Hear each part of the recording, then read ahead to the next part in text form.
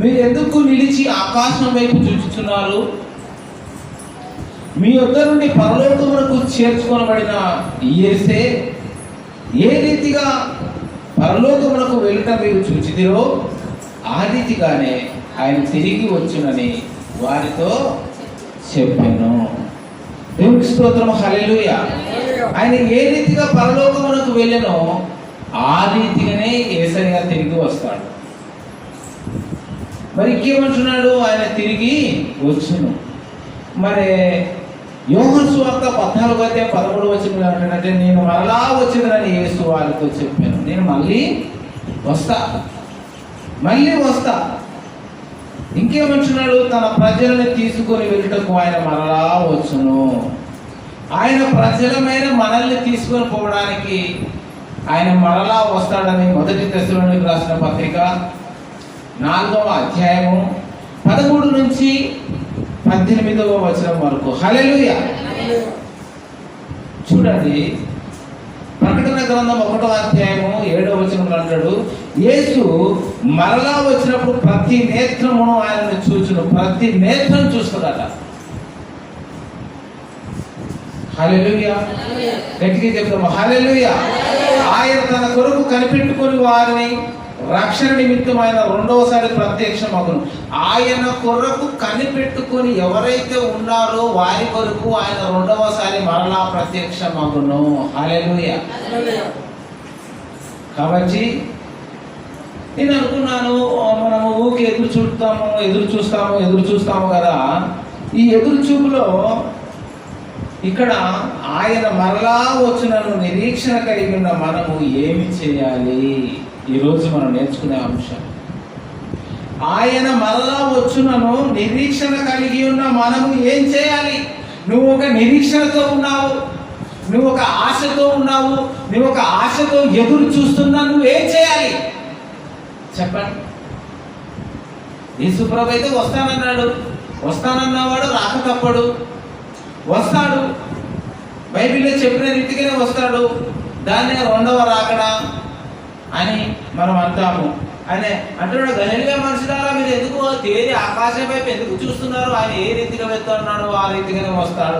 మరి వస్తాడు, ఆయన వచ్చును. మరి నిరీక్షణ కలిగి ఉన్న నువ్వు ఏం చేయాలి? ఇది ప్రశ్న. హల్లెలూయా. చెప్పండి. 1 తెస్సలోనికీయులకు రాసిన పత్రిక చూడండి, 5వ అధ్యాయము. 1 తెస్సలోనికీయులకు రాసిన పత్రిక 5వ అధ్యాయము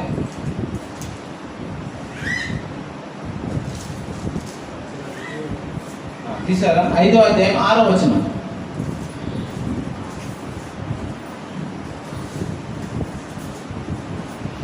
కావున ఇతరుల వలె నిద్రపోక మెలకువగా ఉండి మత్తులము కాక యుందుము.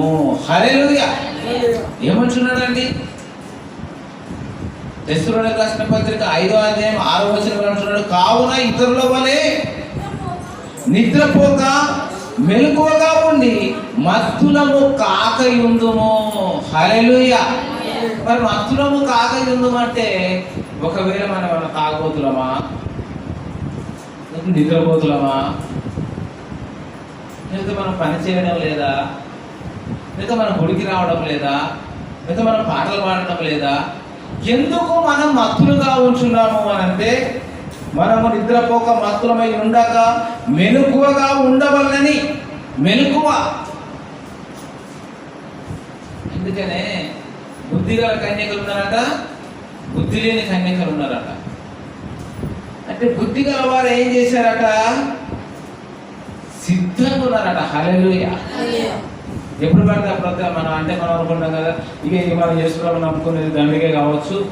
నేను ఫస్ట్ ఈ వాక్యం విన్నప్పుడు నాకు అర్థం కాక నేను అనుకునేది కదా, ఇక ఏసై నమ్ముకున్నా ఇక నేను వేస్ట్. యేసుప్రభు ఏమంటాడు? మెలకువగా ఉండమన్నాడు. ఊరు నాయన యేసుప్రభు నమ్ముకొని ఉంటే ఎప్పటికీ మెలకువతోటి ఇదే దేవుడు రా నాయన, ఇక మనం నిద్రపోవద్దా? మెలకువగా ఉండు అని అన్నాడు కదా. అంటే మెలకువగా అంటే ఇక నిద్రపోకుండా ఉండాలంటే ఈ దేవుడిని నమ్ముకున్నాం ఏంద్రా నాయన, ఎప్పుడు మెలకువగా ఉండండి అని అంటానంటే మరి నిద్ర ఎప్పుడు పోవాలి అంటే అంటే ఆ డౌట్ అవుతుంది. మనం ఈ రకంగా ఆలోచించుకుంటే మన పెద్ద మెదడు. హల్లెలూయా. మన మెదడు ఎక్కడుందో లేక ఎక్కడుంది? మోకాలు ఉంది. కొంతమంది మెదడు ఎక్కడ ఉందని మోకాలు ఉన్నారు.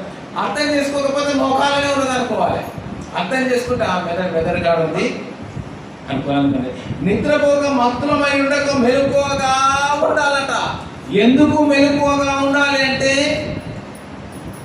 మనం పగటి వారమై ఉన్నాము కనుక మత్తులమై ఉండక. ఇక్కడ నువ్వు ఎలాంటి వాట? పగటి వాడవాట నువ్వు. హల్లెలూయా. పగటి ఎవడన్నా నిద్రపోతాడా అండి? ఎవడన్నా పగటి నిద్రపోతాడా? పగటి నిద్రపోదు.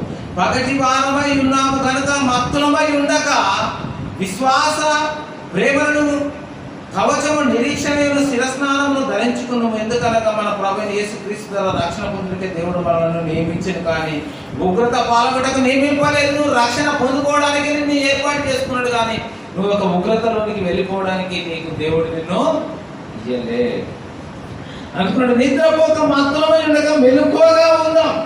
మెలకువ అంటే చూడండి, మనము హృదయము ఐహిక విచారము వలన మందముగా నుండగా మెలకువగా నుండి ప్రార్థించవలెను. అది మెలకువగా ఏందట? మన హృదయంలో ఐహిక విచారము, ఈ లోక సంబంధమైన వాటి గురించి మనం విచారించకుండా ఏమంటున్నాడండి? మందముగా నుండక మెలకువగా నుండి ప్రార్థించాలంట. లూకా సువార్త చూద్దాం, 21వ అధ్యాయము. లూకా సువార్త 21వ అధ్యాయము 34వ వచనం.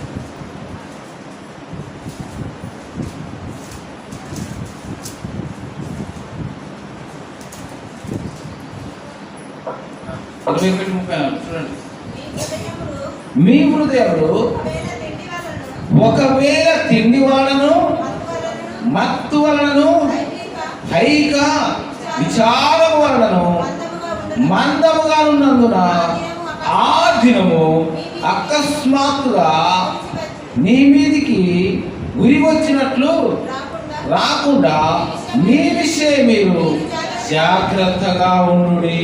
హల్లెలూయా.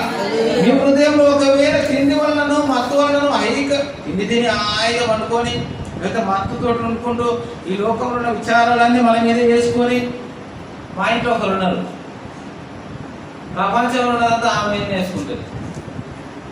ఎవరు చెప్పండి? ప్రసన్నే. ఏదన్నా గిట్టంత ఉన్నదనుకో అత్తగారికి కాడ ఆ తొత్తగానే భయపడుతుంది. హల్లెలూయా. ఏదైనా విచారం, ఈడున్నట్టు ఆడున్నట్టు అక్కడ ఉన్నట్టు ఏం నేర్పుతాను అట్ట ఇట్ట ఇట్ట ఇవన్నీ రికార్డ్ తీసేసిన తర్వాత కానీ అట్ట ఇట్ట ఇట్ట అని ఇక ఒకటే బాధపడతా ఉంటాయి. ఎందుకమ్మా నీకు ఏమైందనంటే మొత్తం మీద పెట్టుకుంటుంది. హల్లెలూయా. అట్లా మన మీద పెట్టుకోవద్దు. అందుకంటున్నాడు ఇక్కడ మనం మందముగా ఉన్నందున ఆ దినం అకస్మాత్తుగా మీ మీదికి ఉరి వచ్చినట్టు రాకుండా మీ విషయమే మీరు జాగ్రత్తగా ఉండాలి. ఎవరికి దేవుని కోరుకుంటానా, దేవుని కోరుకుంటానా, దేవుని కోరుకుంటాను. దేవుడు ఏం చేస్తాడు చెప్పండి? దేవునికి ఏమైనా బాధ? దేవునికి ఏమైనా ఆగల? దేవునికి ఏమైనా పని చేస్తే కదా? దేవునికి కనపడదా? మీ కొరకే ఆయన చెప్పేది. ఎవరి కొరకంటే మీ కొరకే. హల్లెలూయా. మన హృదయం ఐహిక విచారం వలన మత్తుగా ఉండక మెలకువగా నుండి ప్రార్థించాలని మన కొరకేనట. దేవుని స్తోత్రం. హల్లెలూయా అంటున్నాడు. అందుకని అంటాడు, మనము శాంతము గలవారమై నిష్కలంకముగాను నిందారహితముగాను పవిత్రముగాను ఉండవలేనట. నిష్కలంకంగా అసలు ఇంత ఉండదు టెన్షన్. హల్లెలూయా. ఇంత ఉండదు అంటే నీకు ఉండలేదు లేదా? నిజంగా చెప్పాలంటే నిజంగా బైబిల్ పట్టుకుంటాను కానీ నాకు అంత ఏముండదు, 100% ఏముండదు. ఎప్పుడైనా పొరపాటున మనసులు కాబట్టి 1-2% అట్లా వచ్చిపోతుంది అంతే. అది వచ్చి ఏదో తిరిగినట్టుగా వచ్చిపోతుంది, కానీ నేను అసలు ఐ డోంట్ కేర్. మా అంటే చదవం, మా అంటే ఏమవుతుంది, ఇబ్బంది అవుతుంది, మా అంటే ఏమవుతుంది, ఇష్టపడితే కాదు ఏమవుతుంది, మొత్తం దానికోసం ఎట్లా పెట్టుకున్నా ఇక నేను ప్రార్థన. కొంతమంది బాధలు కలిగిన ప్రార్థన ఉంటారు. మా నాయగారు చెప్తాడు, బాధలు కలిగిన కాళ్ళు వచ్చినా, కడుపులు వచ్చినా, చెయ్యిలు వచ్చినా వాక్యం విన్న తెల్లారా పుట్టినరోజుకి హైదరాబాద్ పోవాలంటాడు. అయ్యగారు ఏం వాక్యం చెప్పిండు? శవాన్ని ఇట్లా పెట్టుకొని ప్రార్థనకు వేయించి రోజు చెప్పిన దానికంటే ఇంకా 2 గంటలు ఎక్కువ ఆరాధన చేసి ఇంటికి వచ్చిందాడు. అంత దమ్ము ధైర్యం ఉందా? ఊళ్ళోనే ఆడుంటేనే ఇక్కడ ప్రార్థన చేయడానికి దమ్ము ధైర్యం లేక అలా తీసుకొని ఆడ పెట్టి వచ్చి సాయంత్రం వచ్చి కూడుకున్నాం. దమ్మున్న వాళ్ళమా ధైర్యం ఉన్న వాళ్ళమా అసలు చెప్పండి మనం. ఇది కరెక్ట్ మాట. హల్లెలూయా. దేని వాళ్ళ వార్తలు చెప్పాలంటే ఏమనుకుంటారు. అదే అయితే యాక్చువల్గా ఎక్కడికి తీసుకొస్తారు తెలుసా? చనిపోతే శరీరాన్ని బాడీని తీసుకొచ్చి మందిరంలో పెడతారు. మందిరంలో పెట్టి మందిరంలో ప్రార్థన చేస్తారు. ఇక మనం పల్లెటూరులో ఉన్నాం కాబట్టి ఇక పల్లెటూర్లలో వెనక నుంచి పాతుకొని వేర్లు బారి ఆ ఎంత పెద్ద ఉచ్చమైన టైపే మన విశ్వాసాలు. ఇక అట్లాంటి విశ్వాసాలను గర్వించాలంటే ఇక అమ్మగారు కూడా సహకరించలేని పరిస్థితి ఆ దినం. ఆ టైంలో ఎక్కడ పాడుతున్నాం ముందుగా అది పెట్టుకొని ఊళ్ళేమో అనుకుంటారని ఆ పాట పాడుతూనే ఉంటుంది. యాక్చువల్గా మన బాక్సులో పెట్టి తీసుకొని వచ్చి ఇక్కడ పెట్టి మంచిగా అక్కడ పెట్టి మనం అందరం కలిసి ప్రార్థన చేసి మళ్ళీ గుళ్ళకి తీసుకొని పోవాలి. ఇట్లా చేద్దామా అని ఒకరంటే గిట్టెట్లు వస్తాయి కానీ రివర్స్ అవుతుంది కదా అని ఒకరు గట్టెట్ట పోతున్నాయి. అట్టించాలి అప్పటికన్నా ఇట్టించలు పోతున్నా అట్టించలు పోతున్నా మన రమేష్ అట్టించలే అయ్యారు అట్టించలే అట్టించలే మా కాడికి ఎట్ట తెచ్చినావా నీకు ఇది ఆరుకుంటే తింటారంటే మన ఇటుతున్నాడు. అసలు యాక్చువల్గా జరిగే పద్ధతే కాదు. మనం ఈ రకంగా చెప్తే ఆ విశ్వాసంలో మనం కూడా మన విశ్వాసం కూడా గుడిపెట్టినట్టే కదా. దేవుని స్తోత్రం. హల్లెలూయా. కాబట్టి మందిరంలో పెడతారు. ఏ సేవకుడైనా కానీ ఏ విశ్వాసం అయినా కానీ తీసుకొస్తారు మందిరంలోనికి. ఆ సిద్ధాంతం మనలోనికి రావాలి అంటే ఇంకా మనం ఎలా ఉండాలంటే అందరం ఇంకా విశ్వాసంగా ఉండాలి. హల్లెలూయా. దేవునికి స్తోత్రం. అందుకంటే మనం శాంతము గల వారమే నిష్కలంకముగాను నిందారహితంగాను పవిత్రముగాను ఉండవలసిన మొదటి యోహాను 3:3 ఉంటారు. 2 పేతురు 3:13-14 కూడా యొక్క మాటలు రాయబడి ఉంటాయి. దేవుని స్తోత్రం. చూడండి 2 పేతురు చూడండి త్వరగా 3వ అధ్యాయం. క్రొత్త ఆకాశం ఎందుకు ఎదురు చూడాలి? ప్రభు కొరకు ఎందుకు ఎదురు చూడాలి? దేనికోసం అండి? ఎందుకు ఎదురు చూడాలి? ఇప్పుడు మీకు అర్థమైందా? మనము మరలా వచ్చిన నిరీక్షణ కలిగి ఉన్న మనము ఎందుకు ఏం చేయాలి? మనం ఏం చేయాలంటే కొత్త ఆకాశం వస్తుంది, కొత్త ప్రభుత్వం వస్తుంది అని అంటాం కదా. కొత్త ఆకాశం వస్తుంది, కొత్త భూమి వస్తుంది, కొత్త నీతి నివసించును. నీతి ఉంటుందట అక్కడ. పాట పాడింది కదా, నీతి శాంతి వర్ధిల్లును, న్యాయమే కనబడు, యేసు రాజుగా వచ్చుచున్నాడు అనే పాటలు. ఆయనే రాజు అయినప్పుడు నీతి అని చెప్తాడు. ప్రియులారా, వీటి కొరకు మీరు కనిపెట్టువారు కనుక శాంతము గలవారే ఆయన దృష్టికి నిష్కలంకముగాను నిందారహితముగాను కనబడినట్లు మీరు జాగ్రత్త పడాలి. ఆయన వచ్చిన నిరీక్షణ కలిగి ఉన్న మనం ఏం చేయాలంటే జాగ్రత్త. హల్లెలూయా. జాగ్రత్త. మరియు మన ప్రభు యొక్క దీర్ఘశాంతము రక్షణార్థమైనదని ఎంచుకునుడి. ఇలాగ మన ప్రియ సహోదరుడైన పౌలుడు కూడా తనకు అనుగ్రహింపబడిన జ్ఞానము చొప్పున మీకు రాసి ఉన్నాడు. ఆయన కూడా రాశాడు. దేవునికి స్తోత్రం. హల్లెలూయా. ఆయన రాకడ కొరకు కనిపెట్టుచు దానిని ఆశతో ఆపేక్షించుచు పరిశుద్ధమైన ప్రవర్తనతోను భక్తితోను ఎంతో జాగ్రత్త గల వారై ఉండాలి. మనం ఎంతో జాగ్రత్తగా ఉండాలి. 2వ పేతురు 3వ అధ్యాయం 11-12 ఇవన్నీ ఇట్లు లయమైపోను కానీ ఆకాశము రౌలు కొన్ని లయమైపోయినట్టు పంచభూతములు మహావేంద్రములతో కరిగిపోయినట్టు దేవుని దినపు రాకడ కొరకు కనిపెట్టుచు దానిని ఆశతో ఆపేక్షించు మీరు పరిశుద్ధమైన ప్రవర్తనతోనూ భక్తితోనూ ఎంతో జాగ్రత్త గలవారై ఉండాలి. పరిశుద్ధమైన ప్రవర్తన. హల్లెలూయా. ఎలా ఉండాలట?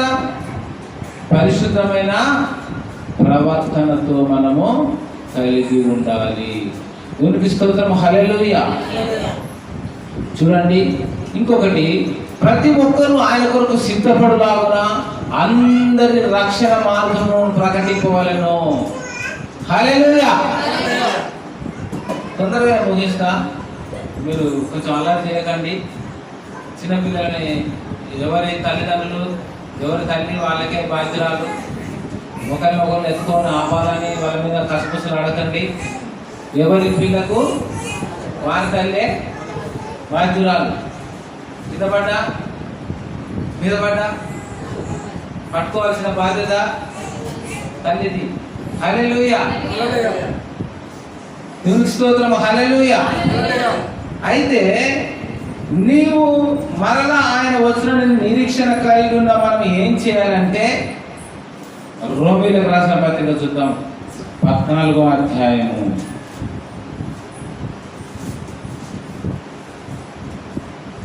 రోమా 14వ అధ్యాయము 14 నుంచి 16 వరకు. సహజముగా ఏది నిషిద్ధము కాదని నేను ప్రభు అయిన యేసునందు ఎరిగి రుడిగా నమ్ముచున్నాను. అయితే ఏదైనాను నిషిద్ధమని ఎంచుకొని వానికి అది నిషిద్ధమే. హల్లెలూయా. నీ సహోదరుడు నీ భోజన మూలముగా దుఃఖించినడగా నీవికను ప్రేమ కలిగి నడుచుకొని వాడవు కావు. ఎవరి కొరకు క్రీస్తు చనిపోయాను వారిని భోజనము చేత పాడు చేయకము. హల్లెలూయా. నీకున్న మేలైనది దూషణ పాలు కానీయకుడి. దేవుడి రాజ్యమును భోజనమును పానమును కాదు కానీ నీతియు సమాధానము పరిశుద్ధాత్మయందరి ఆనందమునై ఉన్నది. హల్లెలూయా. మనం ఇంకా అనేకులకు బోధించుతూ అనేకులకు మనము ఖండితంగా ఉంటూ ఇంకా ఇలా చేయాలి అలా చేయాలని తిండి కోసం కూడా కాకుండా మనం అంటాము ఏదైతే నిషిద్ధమో అది నిషిద్ధమని ఎంచుకున్న వారికి అది నిషిద్ధమే. ఏదైనా పవిత్రం అనుకుంటే అది పవిత్రమే. నువ్వు దీన్ని పవిత్రంగా స్వీకరిస్తున్నావా, నిషిద్ధంగా స్వీకరిస్తున్నావా? దేవుని స్తోత్రం. హల్లెలూయా. అందుకే అంటున్నాడు కొలస్సీయులకు రాసిన పత్రిక చూడండి, కొలస్సీ 1:28.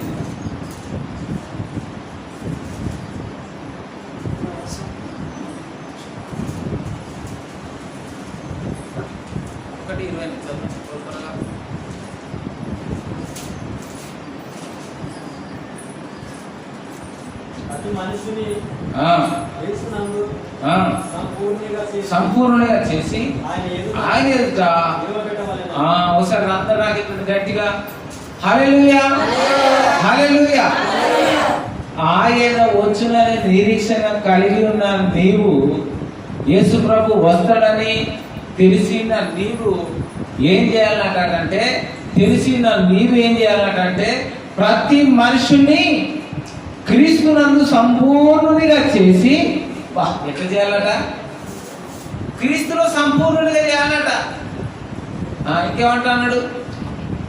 ఆయన ఎదుట నిలబెట్టవాలని. అంటే ఇదిగో నువ్వు నాకు అప్పగించావు ఈ సంఘాన్ని, ఇదిగో నేను కాశాను, ఇదిగో నేను మేపాను, ఇదిగో నేను నిలబెట్టాను, ఇదిగో ఈ ప్రజలను నేను నీ కొరకు నిలబెడుతున్నా, ప్రభు కొరకు నిలబెడుతున్నా అని నిలబెట్టగలగాలి, నిలబెట్టాలి.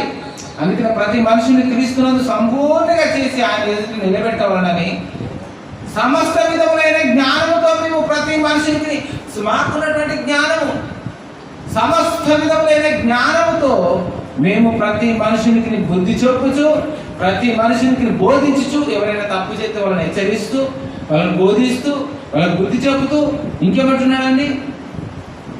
ప్రతి మనుషునికి బోధించుచు ఆయనను ప్రకటించుచున్నాము. చూసారా? ప్రతి మనుషునికి బుద్ధి చెప్పుతూ, జ్ఞానంగా చెబుతూ యేసు ప్రభుని ప్రకటించాలట. ఇది ఆయన రాకడ కొరకు వేచి ఉందా. మనం ఏం చేయాలంటే ప్రభువుని ప్రకటించాలి. 29 వచనం చదువు. అలాగే అందు నిమిత్తము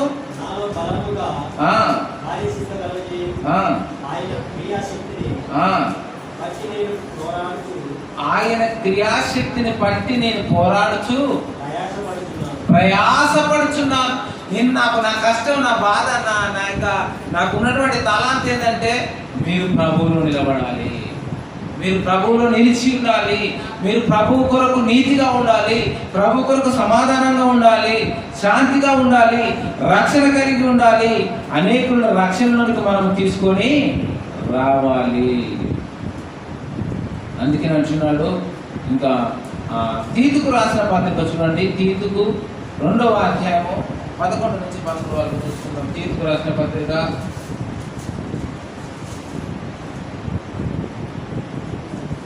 2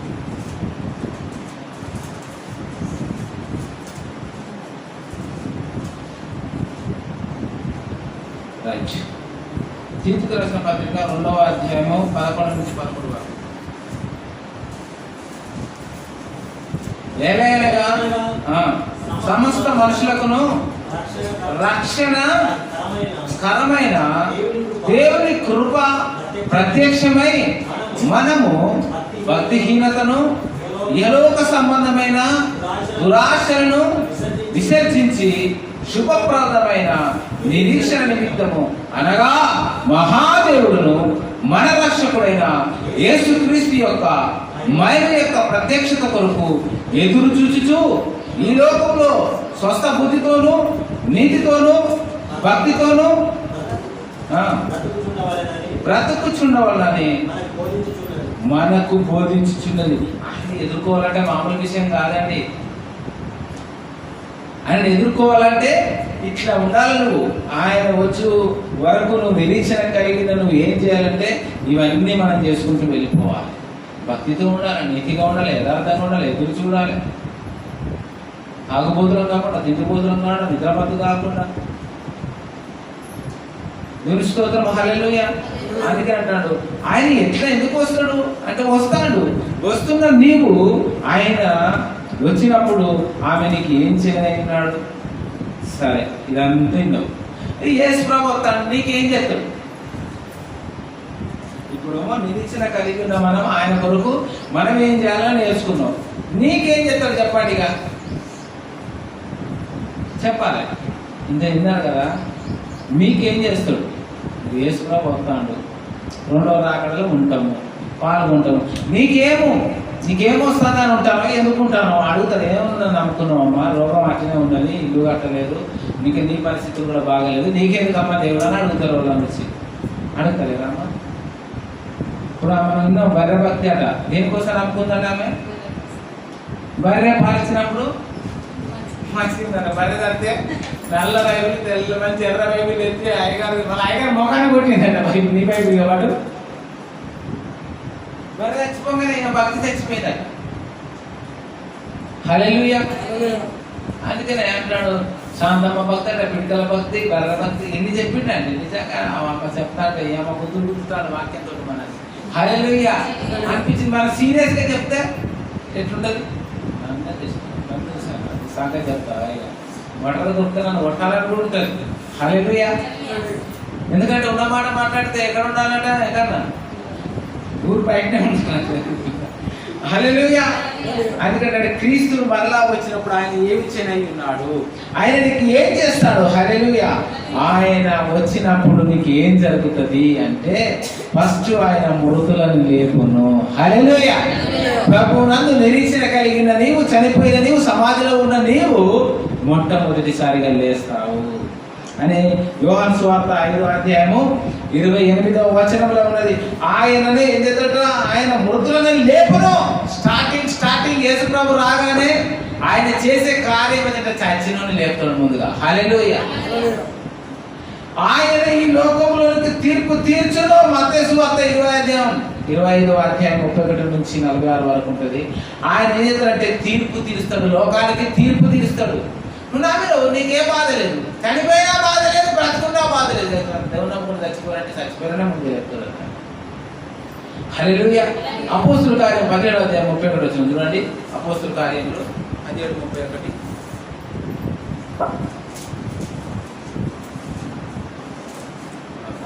17వ అధ్యాయము 31వ వచనం ఇక్కడ. ఎందుకనగా నియమించిన మనుషుని చేత నీతిని అనుసరించి భూలోకములకు తీర్పు తీర్చబోయేది ఒక దినము నిర్ణయించి ఉన్నాడు. మృతులలో నుండి ఆయనను లేపినందున దీనిని నమ్ముటకు అందరికీ ఆధారము కలగజేసి ఉన్నాడు. హల్లెలూయా. భూలోకములకు తీర్పు తీర్చబోయేది ఒక దినము నిర్ణయించిందట. ఈ లోకానికి ఒక దినం ఉన్నది. ఈ లోకానుసారంగా దినమున బీజేపీ ప్రభుత్వాన్ని గెలిచినప్పుడు వాళ్ళు ఒక మాట ఏం చెప్తూ ఉన్నారంటే ఒక మందిరం కట్టాలంటే 20 పర్మిషన్లు కావాలంట.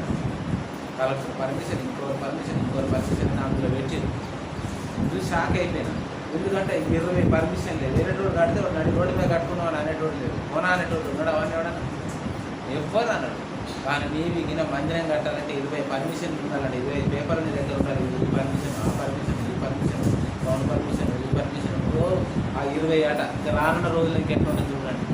అలాంటి ప్రభుత్వాలు ముక్కుమ్మడిగా అయి అట్లాంటి ప్రభుత్వాన్ని కోరి తెచ్చుకుంటారట. కానీ ఒకనాడు ఈ భూలోకానికే తీర్పు తీర్చే యేసయ్య వస్తాడు. అప్పుడు నువ్వు ఏం చేయలేవు. ఏ పార్టీ, ఏ నాయకుడు ఏం చేయలేడు. ఎవరు కూడా ఏం చేయాలి అనుకుంటాడు. అందుకంటే ఆయన ఈ లోకములకు తీర్పు తీర్చును. ఈ లోకములకు తీర్పు తీర్చడానికి ఆయన వస్తాడు. ఇంకోటి, ఆయన అవిధేయులను శిక్షించును. యేసయ్య వస్తాడంటే ఈసారి యేసు ప్రభువు శిలువ వేసి మళ్ళీ ఆయన నీ కొరకు రక్తం కాల్చి ప్రభువా వీళ్ళందరినీ క్షమించు అంటానికి రాడిగా అయిపోతుంది. ఎప్పుడైతే మన చేతిలో బైబిల్ ఉందో, ఎప్పుడైతే మనం సువార్త ప్రకటిస్తున్నామో, ఎప్పుడైతే ప్రభు గురించి మనం చెబుతున్నామో అప్పుడే క్షమాపణట. హల్లెలూయా. ఇప్పుడే క్షమాపణట. ఎక్కడైతే అక్రమం విస్తరించినో అక్కడ కృప అపరిమితముగా ఉండును. అట్లా రాదు, అయినను అట్లా రాదు. ఒకవేళ ఇప్పుడు అక్రమం ఉంది, అన్యాయం ఉంది, కానీ కృప కూడా ఉందట. హల్లెలూయా. అప్పుడు బైబిల్ పట్టుకొని చెప్తానికి ఛాన్స్ లేదు. ఇంకా నాలుగు బైబిల్ కూడా ఉండదట. ఆదివారం నాడు కూడా తీసేస్తారు. ఇక ఆదివారం నాడు క్రైస్తవులకి మేలు జరుగుతుంది. మనకి ఏ వారం లేదు. మనం ఎడిపోయినా ఏది జరిగినా మంచిగా ఆదివారం అందరికి సినిమైంది, మంచిగా వాళ్ళు ప్రార్థన పోతారు. ఈ ఆదివారం తీసేద్దాం అనుకుంటారు. హల్లెలూయా. ఈ ఆదివారం రాజ్యాంగంలోకి తీసేసి సోమవారం, మంగళవారం, గురువారం సెలవు పెట్టుకుంటారు. ఎక్కడ పెట్టుకుంటే ప్రార్థన చేస్తుంటే ఎప్పుడైనా వస్తాడు. కరోనా వస్తే ఆగింది. దేవుని సువార్త ఎక్కువ జరిగింది. జూము, గూగుల్, ఎక్కడ చూసినా ప్రార్థనలే. ఆగిందా అండి? ఎవ్వరు ఆపలేదు. దీన్ని ఆపలేదు. ఆగది ఈ ఉత్సవం ఆపలేదు ఎవరు దీన్ని. హల్లెలూయా. ఆయన కంటున్నాడు. ఆయన ఈ లోకంలోకి వచ్చినప్పుడు మత్తయి సువార్త 13వ అధ్యాయం 41 తొందరగా చదవండి. మత్తయి సువార్త 13వ అధ్యాయము 41 వచనం. మత్తయి సువార్త 13:41లో ఇక్కడ ఏమని వ్రాయబడిందంటే చక్కగా మనుష్య కుమారుడు తన దూతలను పంపును, వారాయన రాజ్యముల నుండి ఆటంకములకు సకలమైన వాటిని దుర్నీతి పరులను సమకూర్చి అగ్నిగుండములో పడవేయబడును. ఈ దుర్నీతి పరులు, ఈ అన్యాయం చేసేవాడు, ఈ అక్రమం చేసేవాడు, వాడు ఎక్కడ ఉంటాడంటే అగ్ని గుండములో ఉంటాడట. హల్లెలూయా.